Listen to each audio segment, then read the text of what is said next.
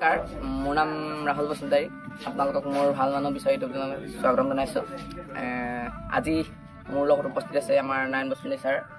তেখেতৰ বিষয়ে অলপ জানিবলৈ চেষ্টা কৰিম। নমস্কাৰ, মোৰ নাম শ্ৰী নাৰায়ণ বসুন্তাৰী আৰু মই 2020 বৰ্ষত গ্ৰেজুৱেট কমপ্লিট কৰিলোঁ ইংৰাজী বিভাগত। আৰু বৰ্তমান মই প্ৰায় 20 চনমানৰ পৰাই এপছুৰ লগত জড়িত হৈ আছোঁ। বৰ্তমান এপছু জিলা সমিতিৰ এডুকেশ্যন ছেক্ৰেটাৰী হিচাপে কাম কৰি আছোঁ আৰু লগতে আমাৰ যি কালচাৰ টিম আছে, বড়ো কালচাৰ আছে, সেই বিষয়তো আমি কাম কৰি আছোঁ। তাৰ উপৰিও আমি আমাৰ যি ঘৰৰ কাম সেইবিলাকৰ লগতে ব্যস্ত আৰু বৰ্তমান। আৰু চাকৰি বাকৰি বাকী এপ্লাই কৰি আছোঁ, ভৱিষ্যতে কি হয় সেয়া ক'ব নোৱাৰিছোঁ। আৰু লগতে এইবিলাকৰ লগতে আমি জড়িত থাকি ভাল পাওঁ। আচলতে সমাজৰ কাম কৰি ভাল পাওঁ, সমাজৰ কাম কৰি আছোঁ আগৰ পৰা। তো তেনেকৈ আৰু ব্যস্ত আছোঁ। আপুনিতো যিহেতু বড়ো এডুকেশ্যন ছেক্ৰেটাৰী, আমাৰ চৰাইদেউ জিলাত কিমান বড়ো সংখ্যক মেট্ৰিকত উত্তীৰ্ণ হৈছে? এতিয়ালৈকে আমাৰ তথ্য অনুসৰি প্ৰায় 30ৰ ওচৰা-ওচৰি হৈছে, আমি গম পাইছোঁ। আৰু বাকী তথ্য আমি পাবলৈ আছে। এতিয়া ধৰক বৰহাটৰ পৰা পাবলৈ আমি বাকী আছে, নতুবা শিঙৰাজানৰ পৰা পাবলৈ বাকী আছে, ভজুতীয়া গাঁৱৰ পৰা আমাৰ তথ্যটো পাবলৈ বাকী আছে। গতিকে যি কি নহওক ইমানখিনি পাছ কৰিছে। আৰু এটা কথা আমাৰ ভাল লাগে যে আগতকৈ শিক্ষাৰ দিশত আমাৰ চৰাইদেউ অঞ্চলৰ, চৰাইদেউ ডিষ্ট্ৰিক্টৰ যিমানখিনি বড়ো মানুহ আছে, তো বড়ো মানুহ শিক্ষাৰ ক্ষেত্ৰত কিছু পিছপৰা। গতিকে কিন্তু আমি এতিয়া মন কৰিছোঁ, মই যেতিয়াৰ পৰা এডুকেশ্যন ছেক্ৰেটাৰী হিচাপে কাম কৰিছোঁ তেতিয়া 21, 22, 23 চন ক্ৰমান্বয়ে পাৰ্চেণ্টেজটো অলপ উঠি গৈছে। পাছ কৰাৰ পাৰ্চেণ্টেজটোৰ লগতে ছাত্ৰ ছাত্ৰীৰ যিটো নেকি পাৰ্চেণ্টেজ সেইবিলাকো যথেষ্ট উন্নত মানৰ হৈছে আগতকৈ। এতিয়া যোৱাবাৰহে আমি প্ৰায় 55 গৰাকী প্ৰথম বিভাগত উত্তীৰ্ণ আৰু দ্বিতীয় বিভাগত উত্তীৰ্ণ ছাত্ৰ ছাত্ৰীক আমি সম্বৰ্ধনা জনাইছোঁ যোৱা বছৰে। কিন্তু আমি থাৰ্ড ডিভিজনখিনিও যদি দিলোঁ হয় তেতিয়াহ'লে 70 বা 75 তেনেকৈ আমি দিব পাৰিলোঁ হয়, কিন্তু সেইখিনি নধৰা হ'ল। যি কি নহওক এইবাৰ আমি আশা কৰিছোঁ হায়াৰ ছেকেণ্ডেৰী আৰু মেট্ৰিক মিলাই মেলি ধুনীয়াকৈ আমি 50ৰ ওপৰত ল'ৰা ছোৱালীক সম্বৰ্ধনা জনাব পাৰিম বুলি আমি আশা কৰিছোঁ। আৰু যদিহে আমি আগৰ কথা চাবলৈ যাওঁ তেতিয়াহ'লে 2010 চনৰ পৰা বা 2010 চনৰ পৰা 2020 চন মানলৈকে যদি আমি সেইখিনি উদাহৰণ হিচাপে লওঁ তেতিয়াহ'লে সেইখিনি সময়ত যিমান পাছ কৰিছিলে প্ৰায় 10টা 15টা নতুবা কেতিয়াবা 5টা গোটেইখন ডিষ্ট্ৰিক্টত তেনেকৈ পাছ কৰিছিলে।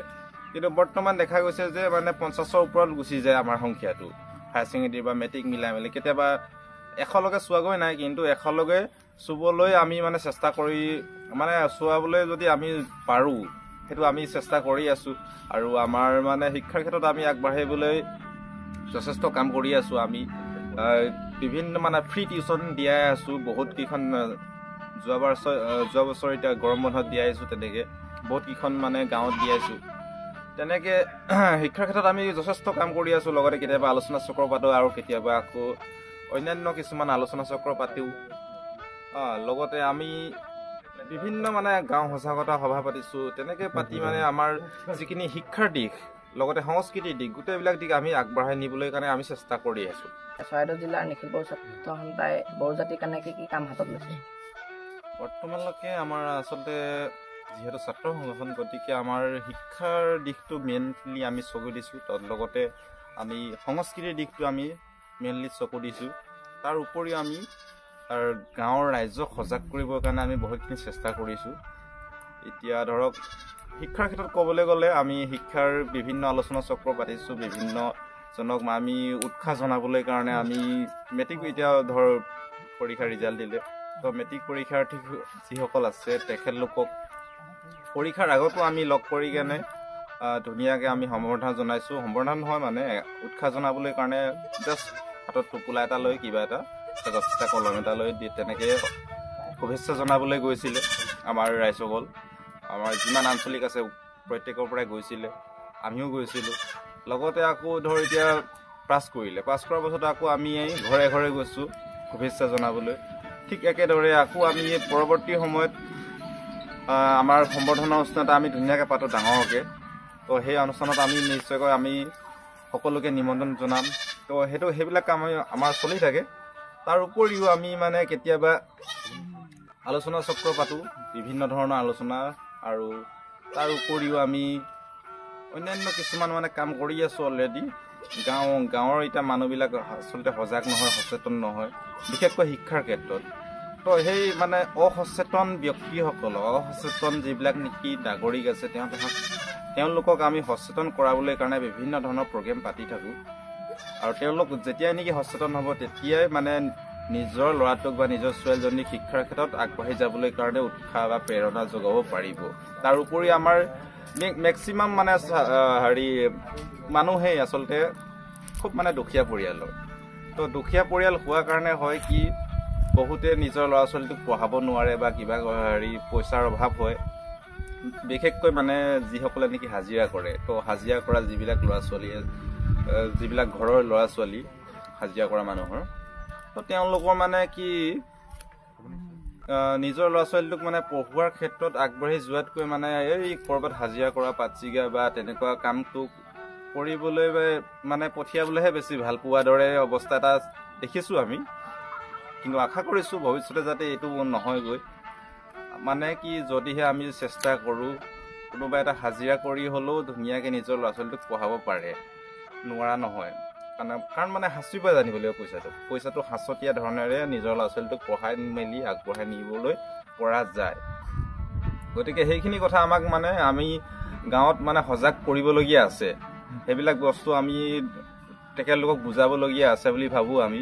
আৰু অলৰেডি আমি সেইখিনি কাম কৰি আছোঁ আৰু ভৱিষ্যতে কৰি যাম বুলি আমি আশা ৰাখিছোঁ। আৰু যিমান পাৰোঁ সিমানখিনি কৰি আছোঁ। আৰু সংস্কৃতিৰ ক্ষেত্ৰতো আমাৰ এতিয়া এপছুৱে যথেষ্টখিনি কাম কৰি আছে অলৰেডি। মানে এপছৰ নেতৃত্বতে গোটেইবিলাক আমাৰ যি কৃষ্টি সংস্কৃতি ভাষা সেইখিনি আমি কৰি আছোঁ। এতিয়া যোৱা 24 বৰ্ষতে আমাৰ এতিয়া ছমহীয়াতে বড়ো ভাষাৰ ট্ৰেইনিং চেণ্টাৰটো সুকলমে সমাপ্ত হয়। আৰু তাৰ পৰা মানে যথেষ্টখিনি উন্নতি হৈছে বুলি আমি আশা ৰাখিছোঁ। আৰু সদুশেষত মানে আমি মানে চেণ্টাৰটো সামৰণি অনুষ্ঠানত আগে আমি পৰীক্ষা এটাও পাতিছিলোঁ আৰু সামৰণি অনুষ্ঠান ধুনীয়াকৈ পাতিছোঁ। আৰু সেই মানে যে ভাষাৰ যি লাৰ্ণিং চেণ্টাৰ, সেই লাৰ্ণিং চেণ্টাৰৰ পৰা যথেষ্ট উপকৃত হৈছে ল'ৰা ছোৱালীবিলাকে। ভাষা ক'বলৈ দুই এটা আই পিতাই মা দেউতা ক'ৰ পৰা আহিলে ক'ত যাওঁ সেইখিনি কথা অন্ততঃ শিকিবলৈ সক্ষম হৈছে। পৰৱৰ্তী সময়ত তেওঁলোকে নিজে চেষ্টা কৰিলে আৰু বহুতখিনি শিকিব পাৰিব, সেইটো মই আশা ৰাখিছোঁ। তো এইখিনি কাম মানে অলৰেডি হৈ আছে আৰু ভৱিষ্যতে আমি কৰিম বুলি আমি যথেষ্ট মানে উৎসাহেৰে ওলাই আহিছোঁ। গতিকে এইদৰে আমি কাম কৰি যাম বুলি আশা ৰাখিছোঁ। এতিয়া বড়ো জাতিৰ কিবা অসুবিধা হৈছে নেকি? আৰু আমাৰ চৰকাৰে কিবা আমাৰ বড়ো জাতিটোৰ কাৰণে কিবা দিছে নেকি? আচলতে অসুবিধাটো বহুত আছে। আমাৰ অসুবিধা মানে কি, এটা সমস্যা আছে আচলতে। সমস্যা বিভিন্ন ধৰণৰ সমস্যা, যেনে ভাষাৰ সমস্যা, কৃষ্টিৰ সমস্যা, সংস্কৃতিৰ সমস্যা। তাৰ উপৰি মানে আৰ্থিক সমস্যাটো মেইন। যিহেতু মই কিছু আগতে ক'লোৱে যে এনেকৈ তেনেকৈ মানে দুখীয়া হোৱাৰ বাবে কিছুমানে নিজৰ ল'ৰা ছোৱালীক হাজিৰা কৰিবলৈ পঠিয়াই দিয়ে। ঠিক তেনেকুৱা ধৰণৰ মানে সমস্যা আছে, আৰ্থিক সমস্যা। তো এই আৰ্থিক সমস্যাৰ সৈতে যুঁজি আছে আমাৰ বড়ো জাতিয়ে। লগতে শৈক্ষিক সমস্যা আছে। আজি যদি আমাৰ শৈক্ষিক সমস্যাৰ কথা ক'বলৈ যাওঁ, সেই সমস্যাৰ কাৰণেই আমাৰ চৰাইদেউ ডিষ্ট্ৰিক্টত আচলতে প্ৰফেচাৰ বুলি ক'বলৈ মানে মাত্ৰ দুগৰাকী আছে। গতিকে শিক্ষাৰ দিশতো যথেষ্ট সমস্যা আছে, পিছ পৰি আছে। আৰু আমাৰ ছাত্ৰ ছাত্ৰীবিলাকে মানে আচলতে কিছু গুৰুত্বটো কম দিয়ে যেন লাগে। গতিকে সেই ক্ষেত্ৰতো অলপ সমস্যা এটা আছে। মানে পঢ়াৰ ক্ষেত্ৰত বা সংস্কৃতিৰ ক্ষেত্ৰত, কালচাৰ নাচাৰ ক্ষেত্ৰত বা গোৱাৰ ক্ষেত্ৰত, সেই ক্ষেত্ৰত আমাৰ যিবিলাক নেকি সৰু সৰু ছাত্ৰ ছাত্ৰী বা আমাৰ যি কলেজীয়া পঢ়ি আছে ছাত্ৰ ছাত্ৰী, তেওঁলোকৰ মানে অলপ অনীহা এটা আছে। তেওঁলোক অলপ পিছ হুহুকি ৰৈ গৈছে। গতিকে সেইবিলাক সমস্যা আছে। আৰু সেইখিনি সমস্যা সমাধানৰ কাৰণে আমি নিখিলবোৰ ছাত্ৰ ছাত্ৰী কৰি আছোঁ, কিন্তু চৰকাৰৰ ফালৰ পৰাহে আমি বিশেষ এটা সঁহাৰি পোৱা নাই আজিলৈকে। গতিকে আমি চৰকাৰৰ ফালৰ পৰা আচলতে সঁহাৰি জনালে নিশ্চয়কৈ ভাল হয়। আজিলৈকে আমাৰ মানে এতিয়া এই সমস্যাবিলাক, ভাষাৰ সমস্যা, কৃষ্টিৰ সমস্যা, এইবিলাক লৈ কেনে চৰকাৰে কোনো কালে মানে মূৰ ঘুমোৱা নাই। তেখেতলোকে কেতিয়াও গুৰুত্ব দিয়া নাই। যি দি আছোঁ মানে আমি নিজে দিয়ে থাকিবলগীয়া হৈছে। কিন্তু যদিহে আমি পালোঁ হয়, এতিয়া ধৰক কালচাৰ টিমৰ কাৰণে আমি যদি পালোঁ হয় চৰকাৰৰ পৰা খাম, চিপুং, চেৰজা যদি ইত্যাদি পালোঁ হয় আমি, গতিকে আমি আৰু 10খন গাঁৱত আমি তেনেকৈ কালচাৰ টিম বনাব পাৰিলোঁ হয়।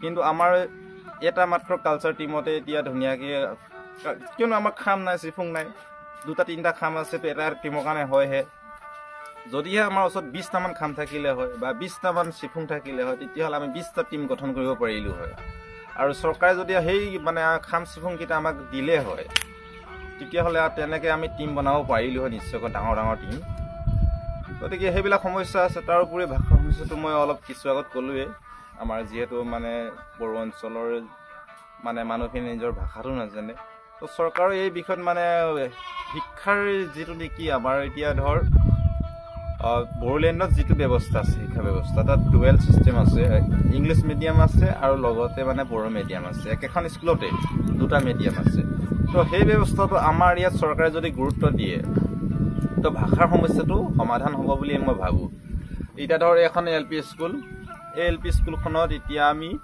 অসমীয়া মিডিয়ামতো পঢ়িব পৰা ব্যৱস্থা থাকিব লাগে লগতে বড়ো মিডিয়ামতো পঢ়িব পৰা ব্যৱস্থা থাকিব লাগে আমাৰ বেঙেনাবাৰীতে হায়াৰ ছেকেণ্ডেৰী স্কুলখন আছে সেয়াত যদি অসমীয়া মিডিয়ামটোও থাকে লগতে বড়ো মিডিয়ামটোও থাকে মানে ডুৱেল ছিষ্টেমটো যিটো নেকি আমাৰ বড়োলেণ্ডত আছে তো সেই বস্তুটো আমাৰ ইয়াত যদি চৰকাৰে আনিব পাৰে বা আনে তেতিয়াহ'লে আমাৰ মানে সুবিধা হ'ব আমাৰ যিখিনি বড়ো মানুহ আছে আমাৰ চৰাইদেউ অঞ্চলত চৰাইদেউ শিৱসাগৰ বা ডিব্ৰুগড় তিনিচুকীয়া এইবিলাক অঞ্চলত যিবিলাক বড়ো মানুহ আছে সিহঁতৰ মানে এই ভাষাৰ সমস্যাটো অকণমান দূৰ হৈ যাব কাৰণ মানে কি সৰুৰ পৰা যেতিয়া নেকি সিহঁতি ভাষা শিকিব তেতিয়া নিশ্চয়কৈ সিহঁতি ভাষাটো শিকিব পাৰিব কিন্তু মানে এজন বুঢ়া মানুহে ভাষাটো শিকিবলৈ হ'লে বহুত মানে অসুবিধা হয় গতিকে এই ক্ষেত্ৰত মানে এই সমস্যাসমূহ মানে দূৰ কৰিবলৈ কাৰণে আমি যথেষ্ট কাম কৰি আছোঁ আৰু কৰিবলগীয়া বহুতখিনি আছে এতিয়াও আছে ধন্যবাদ থাকিল আমাৰ নাৰায়ণ বসুমতাৰী ডাঙৰীয়ালৈ যিহেতু আমাৰ ভিডিঅ'টো সমাপ্ত হৈছে আমাৰ দৰ্শকে ভাল মানুহ বিচাৰোঁ দৰ্শকে